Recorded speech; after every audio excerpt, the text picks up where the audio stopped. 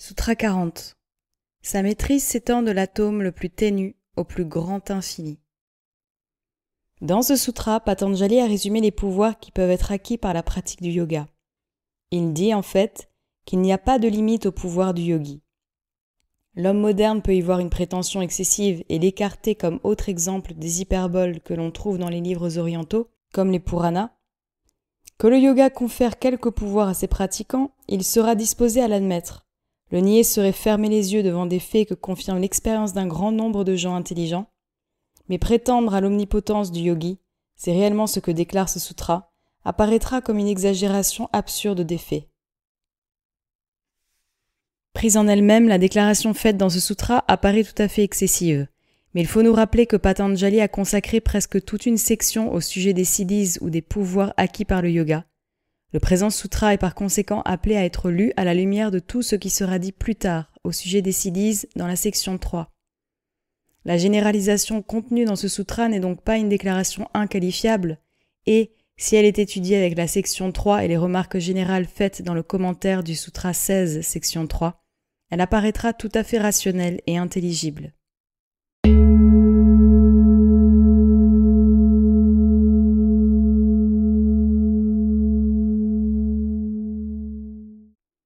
Sutra 41. Dans le cas de quelqu'un dont les chitta-vrittis ont été presque annihilés, la fusion ou l'absorption entière, l'un dans l'autre, du connaisseur, de la connaissance et du connu, est réalisée comme dans le cas d'un joyau transparent reposant sur une surface colorée.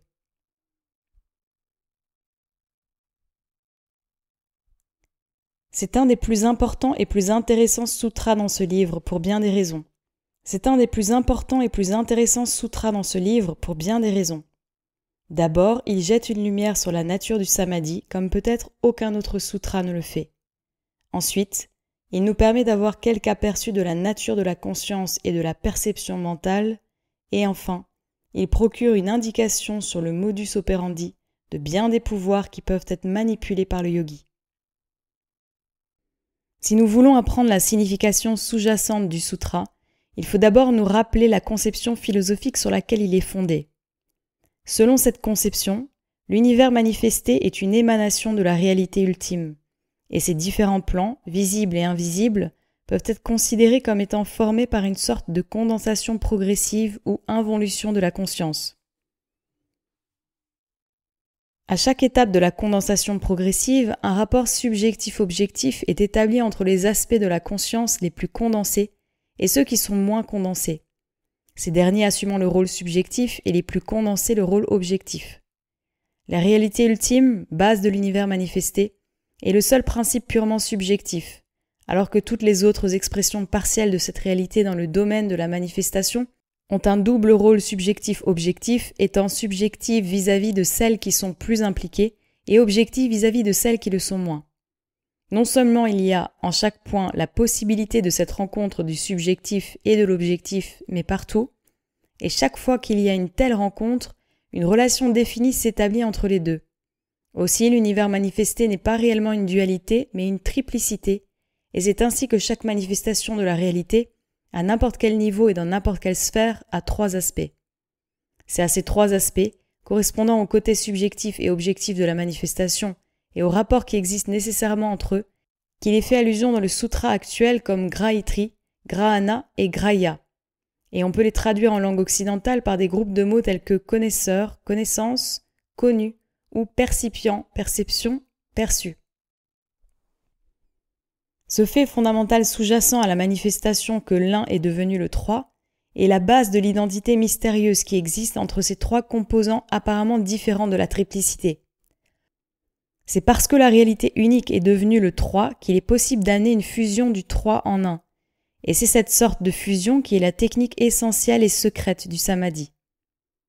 Cette fusion peut prendre place à 4 niveaux de conscience différents correspondant à Vitarka, Vichara, Ananda et Asmita, phase du Sampragnata Samadhi, mais le principe sous-jacent de la fusion du 3 dans l'un est le même à tous les niveaux, et le résultat aussi est le même, à savoir l'obtention par le connaisseur d'une connaissance parfaite et complète du connu.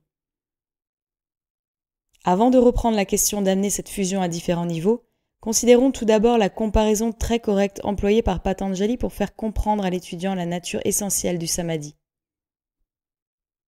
Si nous plaçons un morceau de pierre ordinaire sur une feuille de papier coloré, la pierre n'est pas affectée du tout par la lumière colorée qui vient du papier. Elle se détache sur le papier comme si elle était imperméable à sa lumière. Si nous plaçons un cristal incolore sur ce même morceau de papier, nous verrons immédiatement une différence de comportement vis-à-vis de la lumière qui vient du papier. Il absorbe une partie de cette lumière et apparaît ainsi, au moins en partie, assimilé au papier.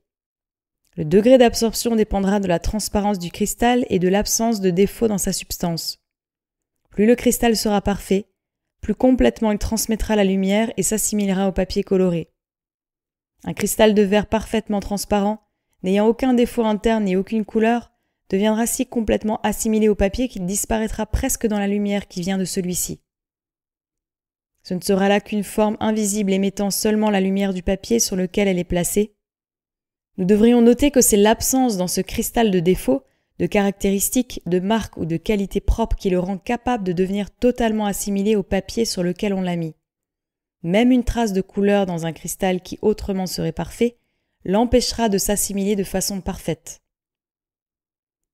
Le comportement d'un mental en rapport avec un objet de contemplation est remarquablement analogue au comportement du cristal dans son rapport avec le papier coloré. Toute activité, toute impression, toute idée préconçue que le mental peut avoir en dehors de l'objet de la contemplation fera obstacle dans la voie de sa fusion complète avec lui. Ce n'est que lorsque le mental s'est, pour ainsi dire, annihilé complètement et a détruit son identité indépendante qu'il peut s'assimiler avec l'objet de la contemplation et briller de la pure vérité qui est enchâssée dans cet objet. Considérons pour un temps les facteurs divers qui empêchent ce processus d'assimilation. Tout d'abord viennent diverses tendances, certaines de caractère presque instinctif, qui donnent de fortes idées préconçues au mental et le font s'engager naturellement et avec force selon des lignes prédéterminées. Ces tendances sont, par exemple, celles d'accumuler des biens, de se livrer à toutes sortes de plaisirs, d'attractions ou de répulsions. De telles tendances dérivent des désirs de différentes sortes et tendent à jeter sur le mental des images et des tentations conformes à leur propre nature. On cherche à assimiler toutes ces tendances du mental de l'aspirant par la pratique de yama, niyama et vairagya. Puis viennent les impressions sensorielles dérivées du contact des organes des sens avec le monde extérieur. Par l'entremise des organes sensoriels coule un courant ininterrompu d'impressions, modifiant continuellement le mental en une série d'images qui ne finit jamais. Ces impressions, lorsque le samadhi doit être pratiqué, sont exclues par asana, pranayama et pratyahara. Le yogi doit maintenant s'occuper de l'activité inhérente au mental lui-même, l'activité qu'il peut poursuivre avec l'aide des images entassées dans sa mémoire, et avec son pouvoir d'arranger et de réarranger ces images en combinaisons innombrables. Cette espèce d'activité doit être contrôlée et canalisée en dharana et dhyana, et le mental doit être amené à diriger son activité dans une seule direction. Il n'y a rien qui puisse s'élever dans le mental, si ce n'est la semence du samyama, ou l'objet de la contemplation. Cette compréhension que le mental a de lui-même, qui l'empêche de se fondre avec l'objet de la contemplation, et de ne briller que de la vérité cachée dans cet objet, est éliminée en samadhi. Comment cette conscience de soi est dissoute pour amener la fusion complète du connaisseur, du connu et de la connaissance? C'est le sujet des sutras suivants. En considérant la comparaison du cristal parfaitement transparent placé sur un papier coloré, nous devrions remarquer que, bien que le cristal soit libre de défauts propres et puisse être ainsi assimilé au papier coloré, cependant la lumière colorée qui vient du papier le colore. Ainsi, il n'est encore pas complètement libre de défauts. Une influence externe continue à le modifier bien que ce soit d'une façon tout à fait subtile. Ce n'est que lorsqu'il est placé sur un morceau de papier blanc qu'il donne la lumière blanche. Le cristal brillera alors d'une lumière blanche qui comprend toutes les couleurs en un mélange harmonieux, symbole de la vérité totale ou réalité. De façon semblable, dans le Sabhija Samadhi, quoique tous les autres défauts du mental aient été éliminés, un défaut persiste. Ce défaut est son imprégnation par la vérité partielle de la semence de la contemplation. Comparé à la vérité totale qui inclut et intègre toutes les vérités partielles, la vérité partielle de la semence agit comme un obstacle et empêche le mental de briller de toute la vérité. Aussi, tant que la vérité partielle de n'importe quelle semence, grossière ou subtile, occupe le mental, la vérité totale de la réalité une ne peut pas briller à travers lui.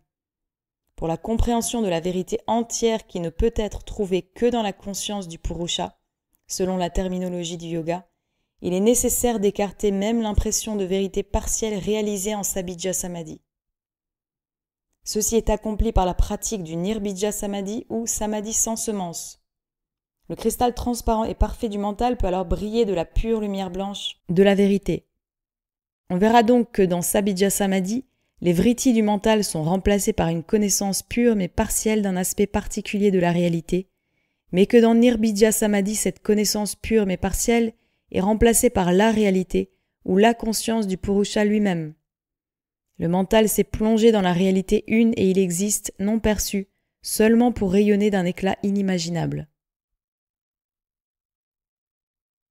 Ce qui a été dit ci-dessus concernant les conditions qui doivent être remplies avant que la fusion du connaisseur avec le connu puisse être obtenue dans le samadhi montre clairement que la technique du yoga doit être adoptée comme un tout et non par morceaux.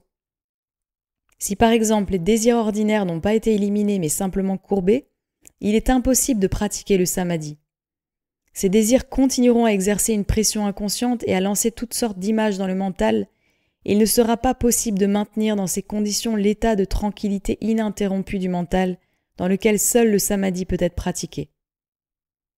Cet état ne peut pas être obtenu par le simple exercice de la volonté, comme certains le croient, car l'exercice de la volonté dans un mental agité, même par des désirs subconscients, est finalement amené à produire une tension, et un mental sous une tension, même inappréciable, est tout à fait inapte à la pratique du samadhi. La tranquillité, condition requise pour le samadhi, doit être une stabilité extraordinaire et habituelle, et une réelle stabilité ne peut pas exister lorsqu'il y a tension.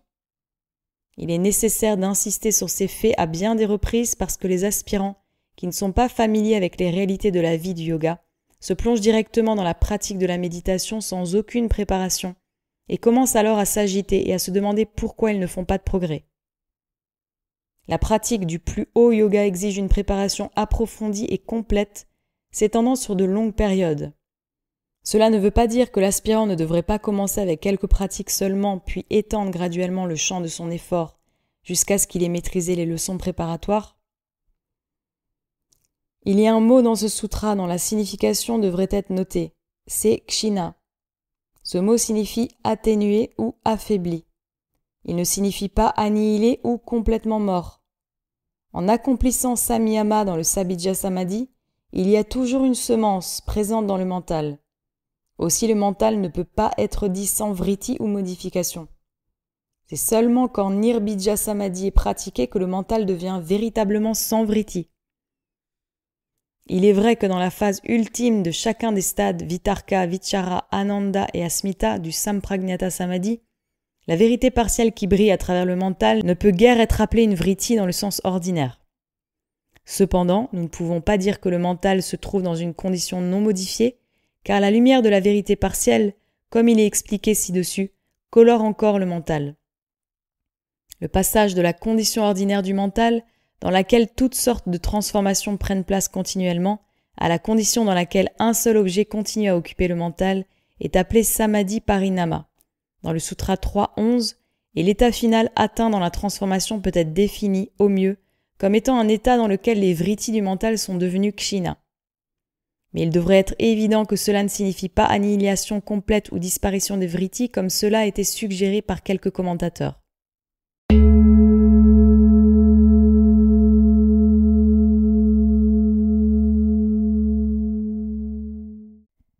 Sutra 42. Le Savitarka Samadhi est celui dans lequel la connaissance basée uniquement sur des mots, la réelle connaissance et la connaissance ordinaire basée sur la perception sensorielle ou le raisonnement sont présentes dans un état mélangé et où le mental va de l'une à l'autre. En traitant des 3 premiers sutras de la section 3, les 3 processus purement mentaux de dharana, dhyana et samadhi sont expliqués en détail. Dans le sutra 1.41, la nature essentielle de samadhi a été discutée. Il est nécessaire de remarquer que le mot samadhi n'est pas employé pour un état spécifique ou défini du mental, Il est employé pour toute une série d'états superconscients du mental qui conduisent jusqu'à Kaivalya, où ils finissent. L'état de samadhi doit être atteint avant que l'entrée dans les domaines supérieurs de la conscience soit possible. Il introduit le yogi dans ces domaines, mais l'investigation de ces domaines et la maîtrise des forces et pouvoirs qui y travaillent doivent être accomplies par le yogi. On verra donc que l'état mental défini dans le Sutra 3.3 n'est qu'une condition préliminaire qui qualifie le yogi pour entreprendre cette sorte d'investigation et de contrôle, tout comme un diplôme dans une université qualifie l'étudiant pour entrer dans un cours de recherche scientifique indépendante. Dans les 10 sutras commençant avec le Sutra 1.42, une lumière supplémentaire est projetée sur la technique du samadhi, qui se rapporte à l'investigation et à la maîtrise de ces domaines d'une part, et à la prise de conscience de la réalité qui gît au-delà de ces domaines d'autre part. Samadhi avec le premier objectif est appelé Sabhija Samadhi, et celui avec le second objectif Nirbija Samadhi. Lorsque le yogi a maîtrisé la technique du samadhi, comme indiqué dans le Sutra 1.3, et qu'il peut accomplir samyama sur n'importe quelle chose pouvant être un objet de samyama et de laquelle la réalité intérieure doit être découverte, une question se pose. Comment peut-il faire un progrès ultérieur ? Comment utilise-t-il le pouvoir qu'il a jusque-là acquis pour l'investigation et la maîtrise des domaines supérieurs de l'existence avec lesquels il peut maintenant entrer en contact au moyen de ces véhicules plus subtils ? La technique de ces étapes ultérieures de progrès est indiquée en Sutra 1.41 et 1.51. Elle n'est pas donnée en détail parce que personne parmi ceux qui ne sont pas passés par la discipline du yoga et atteint une étape avancée où samyama peut être accompli ne peut réellement comprendre ces choses, même d'une façon théorique. Les sutras mentionnés ci-dessus devraient donc être compris, non comme incorporant la technique des étapes supérieures du samadhi, mais simplement comme indiquant ces étapes qui existent et leur position relative sur la ligne du progrès. Ce sont des données suggestives et non explicatives. C'est comme une ébauche de carte d'un pays où un voyageur compte se rendre. Une telle ébauche ne donne que la position relative des différentes parties du pays et la direction dans laquelle le voyageur devrait s'engager pour atteindre son but, mais quelque chose de plus qu'une ébauche de carte est nécessaire pour explorer un pays. Avant de poursuivre, en considérant les sutras mentionnés ci-dessus, cherchons d'abord à comprendre la distinction entre Sabhija et Nirbija Samadhi. En lien avec le Sutra 1.17 sur le Sampragnata Samadhi, on a indiqué que cette sorte de samadhi comportait 4 étapes. Ces étapes représentent, comme il a déjà été expliqué, les 4 niveaux distincts et séparables où la conscience fonctionne au moyen des 4 véhicules plus subtils, correspondant aux 4 étapes des gunas mentionnées en Sutra 2.9. Il est aussi indiqué, en lien avec le Sutra 3.5, que la conscience supérieure fonctionnant à ces niveaux en état de samadhi est tout à fait différente de la conscience ordinaire mentale avec laquelle nous sommes familiarisés et qui est appelée prajna. C'est pourquoi le samadhi de cette classe est appelé sampragnata. Ces 4 étapes de sampragnata samadhi sont comprises dans Sabhija Samadhi, comme il est indiqué dans le Sutra 1.46. Pourquoi appelle-t-on Sabhija Samadhi le samadhi appartenant à ces 4 étapes ? L'indice qui conduit à la réponse réside dans la signification du mot bija, ou semence. Quelle est la forme essentielle d'une semence ? C'est un agglomérat de différentes sortes de matières arrangées en couches différentes, la couche la plus extérieure formant l'élément protecteur et le moins essentiel, et la couche la plus intérieure ou noyau formant la partie essentielle ou réelle de l'ensemble. Si bien qu'afin d'arriver jusqu'à la partie essentielle ou la substance réelle de la semence, nous avons à déchirer les différentes couches l'une après l'autre jusqu'à ce que nous atteignions le noyau. La constitution générale d'une semence décrite ci-dessus montrera aussitôt combien il est convenable d'appeler tout samadhi du type sampragnata le Sabhija Samadhi. Samyama dans le Sampragnata Samadhi est toujours accompli sur quelque objet, qui est appelé une semence, parce qu'il a différentes couches de signification recouvrant un noyau essentiel, qui est la réalité de l'objet. Nous pouvons entrer en contact avec les différentes couches de l'objet ou la semence en la fendant, pour ainsi dire, mentalement au moyen de la technique du samadhi. Chaque étape successive du samadhi révèle à notre conscience une couche différente et plus profonde de la réalité de l'objet, et en continuant le processus de samyama à travers les différentes étapes, nous arrivons en dernier ressort à la réalité la plus interne de l'objet. Chaque étape du samadhi ne découvre qu'une seule couche de la réalité totale cachée dans l'objet, et le processus de pénétration devra, dans certains cas, s'être frayé un chemin à travers les 4 étapes avant que la réalité ultime cachée à l'intérieur de l'objet soit révélée. Mais bien qu'il y ait 4 étapes dans le Sabijja Samadhi et qu'il puisse être nécessaire de passer à travers les 4 étapes avant que l'objet sur lequel le samyama s'exerce soit révélé dans sa totalité, cela ne veut pas dire que chaque objet sur lequel samyama peut être exécuté soit assez complexe pour requérir qu'on traverse toutes les 4 étapes.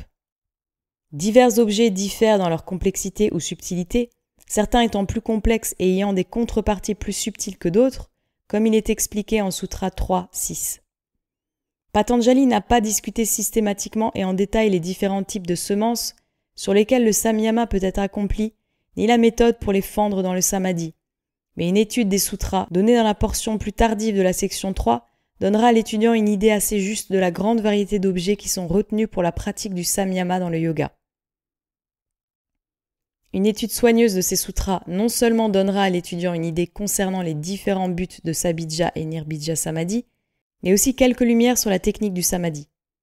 Cela l'aidera à obtenir une vision plus claire de la signification des 2 sutras plutôt énigmatiques 1, 42, 43, dans lesquels seul Patanjali a donné quelques informations précises concernant les processus mentaux impliqués dans le samadhi. Avant d'aller plus loin dans la discussion de ces 2 sutras, considérons d'abord quelques conclusions qui peuvent être tirées d'une étude générale des objets sur lesquels le samyama est exécuté et des résultats qui découlent de cette pratique. Ces conclusions peuvent être énoncées très brièvement comme suit. 1. Si les 2 choses sont reliées comme cause et effet, alors, en pratiquant le samyama sur l'effet, il est possible d'avoir une connaissance de la cause sous-jacente et vice-versa, comme par exemple en Sutra 3.16. 2. Si certains phénomènes laissent une impression sur un milieu, il est possible d'entrer en contact avec les phénomènes en faisant revivre les impressions au moyen de samyama, comme par exemple au Sutra 3.18. 3. Si un principe particulier de la nature trouve expression dans un phénomène particulier, alors en pratiquant le samyama sur ce phénomène, il est possible de connaître directement le principe sous-jacent, comme par exemple dans le Sutra 3.28 ou 3.29. 4. Si un objet particulier est l'expression d'un archétype, alors en pratiquant le samyama sur l'objet, il est possible d'avoir une connaissance directe de l'archétype comme par exemple en Sutra 3.30. 5. Si un centre particulier du corps est l'organe d'un véhicule supérieur ou d'une faculté, etc., alors en pratiquant le samyama sur ce centre, un contact direct peut être établi avec le véhicule, la faculté, etc., comme par exemple dans le Sutra 3.33 ou 3.35. Et enfin 6, si une chose existe à différents degrés de subtilité, l'un dérivant de l'autre dans une série, alors en pratiquant le samyama sur la forme la plus extérieure ou la moins subtile, il est possible d'obtenir la connaissance de toutes les formes, pas à pas, comme par exemple en Sutra 3.45.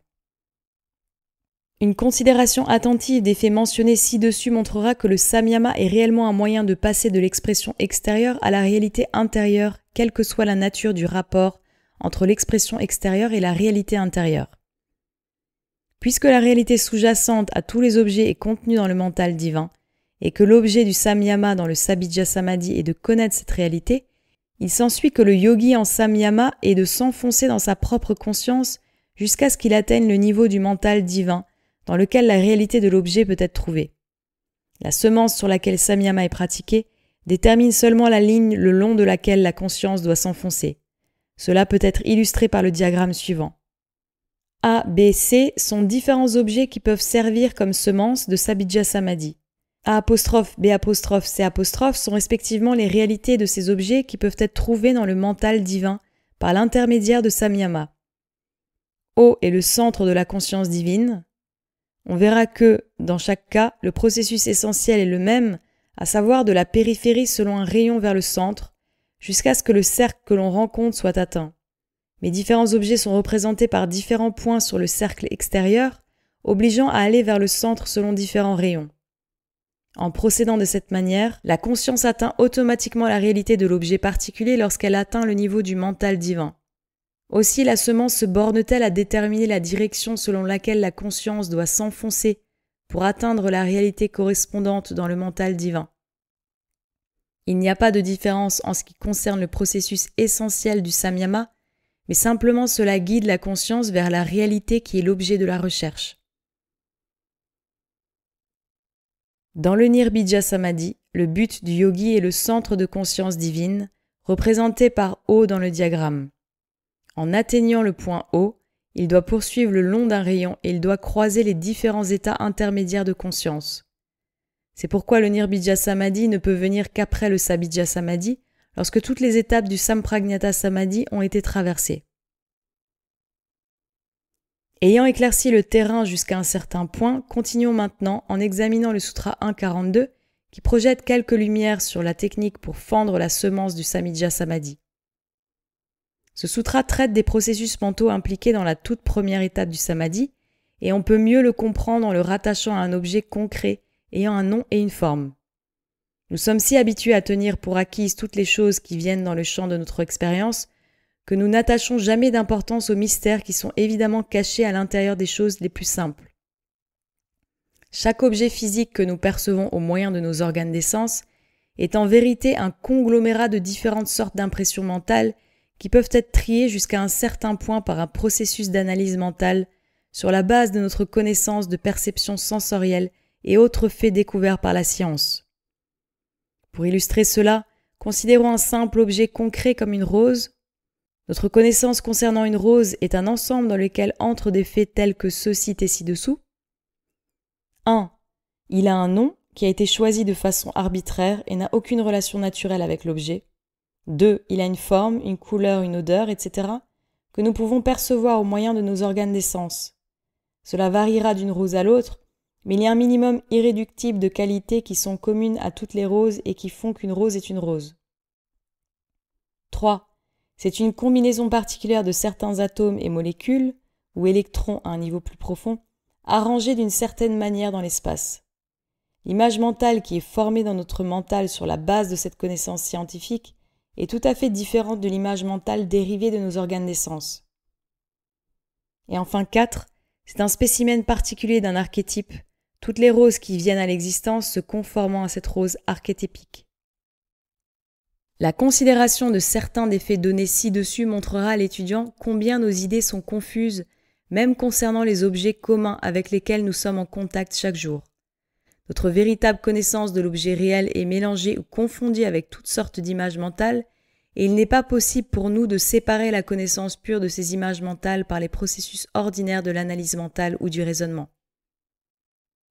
La seule manière de le faire est d'effectuer le samyama sur l'objet et de fusionner le mental avec lui, comme il est expliqué en Sutra 1.47. La connaissance pure, réelle, intérieure, concernant un objet est isolée de la connaissance extérieure et composite, et le yogi peut alors connaître l'objet réel en unifiant son mental avec lui. Il est évident qu'il doit y avoir 2 étapes dans ce processus de connaître par fusion. Dans la première étape, la connaissance hétérogène de l'objet doit être séparée en ses différents constituants. Dans cette étape, tous les constituants du savoir interne et externe sont présents, mais partant d'un état indifférencié et confus, ils se réduisent de plus en plus en un état de constituants différenciés et clairement définis. Dans la seconde étape, le mental est fusionné avec la pure connaissance, qui a été isolée dans la première étape.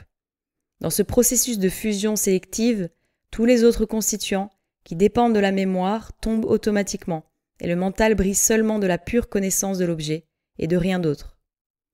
Le Sutra 1.42 traite de la première étape et le 43 de la deuxième étape. Considérons maintenant la signification des mots employés dans le Sutra 1.42 pour indiquer la résolution et différenciation de cette connaissance composite par rapport à l'objet dans ses constituants clairement définis. Le mot tatra se rapporte à l'état de samadhi décrit dans le sutra précédent. Il est évidemment utilisé pour montrer que ce processus de résolution est amené dans un état de samadhi et ne peut être accompli par un processus ordinaire d'analyse mentale.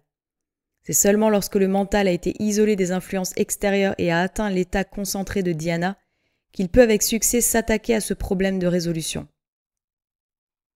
Shabda Artha Gnana définit les 3 catégories de connaissances qui sont inextricablement mêlées dans le mental de l'homme ordinaire et qui ne peuvent être résolues que dans le Savitarka Samadhi.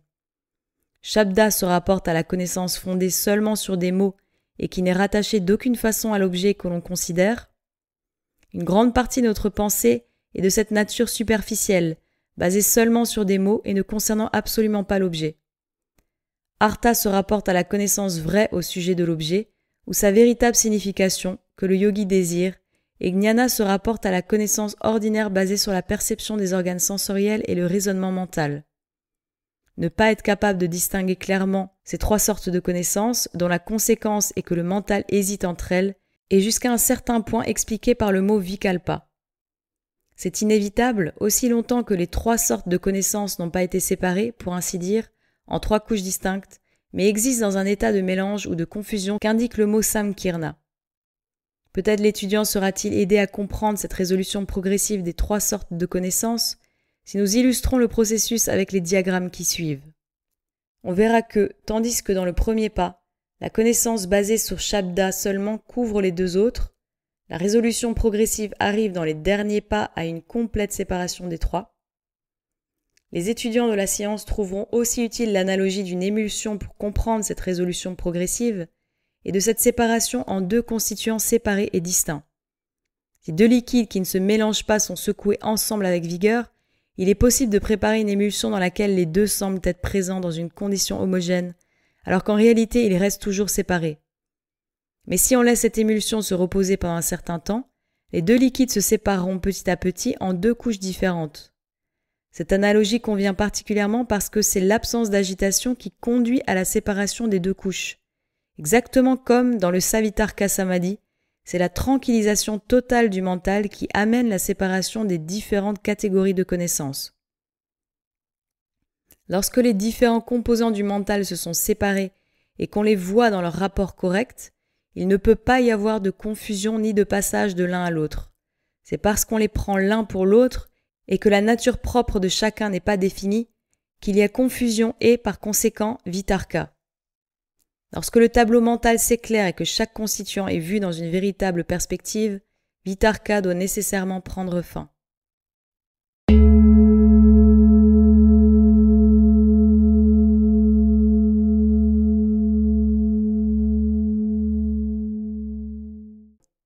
Sutra 43.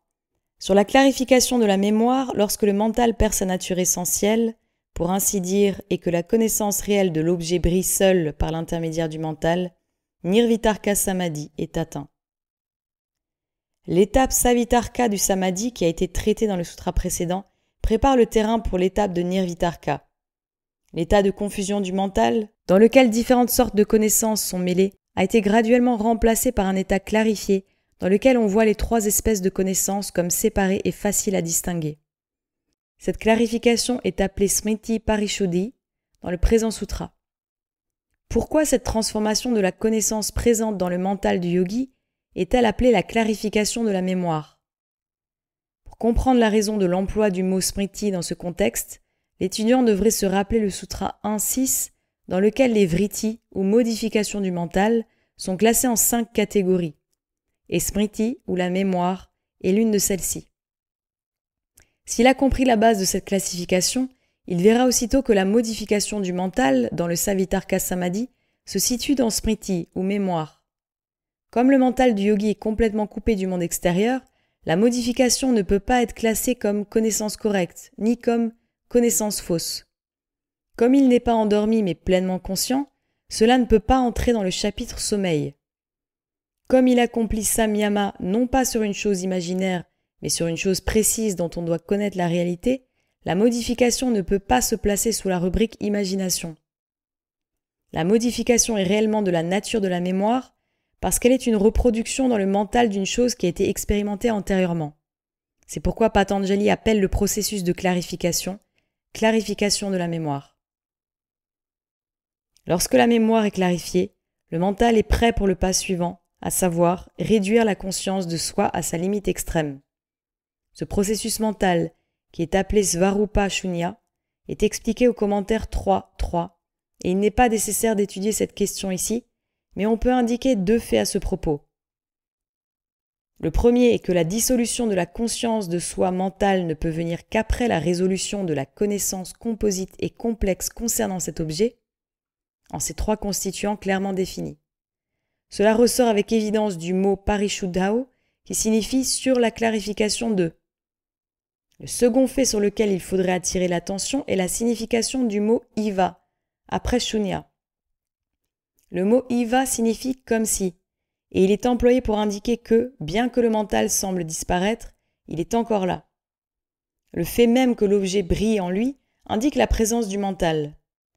Ce n'est que sa nature subjective qui a disparu dans l'objet, pour ainsi dire, amenant ainsi une fusion du subjectif et de l'objectif qui est nécessaire pour atteindre l'état de samadhi.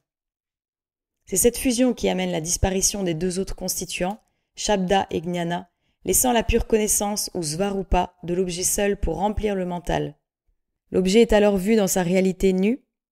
L'emploi du mot nirbhasa, qui signifie brillante, pour décrire que le mental est plein de svarupa, ou connaissance réelle de l'objet, résulte naturellement de la comparaison utilisée en Sutra 1.41 pour illustrer la fusion du subjectif et de l'objectif. Le mental, quoique lui-même imperceptible comme la pierre précieuse transparente, brille cependant de la lumière et de la véritable connaissance de l'objet. L'emploi du mot nirvitarka pour un état de samadhi dans lequel il n'y a pas de vitarka requiert quelques explications. On peut comprendre l'emploi du mot savitarka dans le sutra précédent parce que l'état de samadhi est accompagné par vitarka. Mais pourquoi employer le mot nirvitarka pour un état dans lequel il n'y a pas de vitarka?